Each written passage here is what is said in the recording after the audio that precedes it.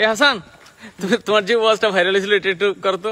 Current নাই viral. হ্যাঁ সারা রাত মোবাইল টিপে সকাল 9টা থেকে মোবাইলের মাঝে চার্জ নাই, মোবাইলের মাঝে চার্জ নাই। এবার মাইকিং চলে সকাল 8টা থেকে বিকাল 4টা পর্যন্ত কারেন্ট থাকবে না। এবার টেনশন আছে না? নাই, সারাদিন কারেন্ট থাকবে না।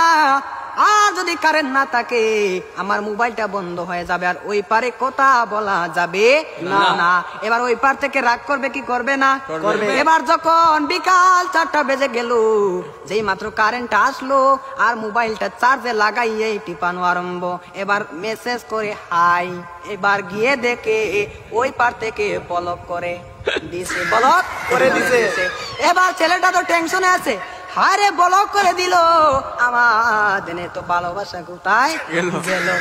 এবার 2 দিন পরে ব্লকটা খুললো, 2 দিন পরে ব্লকটা খুললো। এই 2 দিনের মাঝে ছেলেটার আরেকটা হয়ে গেছে, আরেকটা হয়ে গেছে। এবার মেয়েটা বলে তোমার সাথে আমি পালিয়ে যাব, আমাদের বাড়িতে মানবে না, চলো আমরা পালিয়ে যাই। আমি রাগ করেছিলাম, আমার রাগ তুমি কেন ভাঙাও না? আর ছেলেটা রাগ কি ভাঙাবে?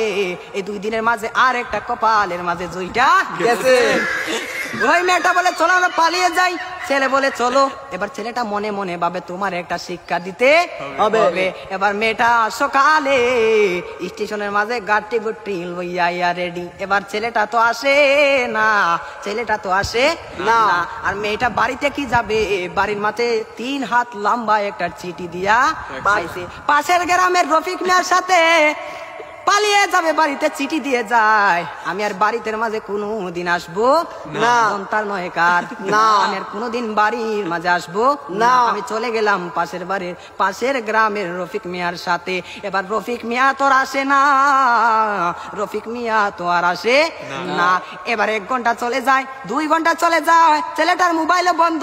মেয়েটা তো আর বুঝার বাকি হলো না, আমাকে চলে গেল ছাড়িয়ে, আমাকে ফাঁকি দিল। এখন তো মরা ছাড়া আর কোনো উপায় নাই। পরের দিন সকালে মাইকের মাঝে আওয়াজ শোনা যায়, সকলে পড়ি ইন্না লিল্লাহি ওয়া ইন্না ইলাইহি রাজিউন।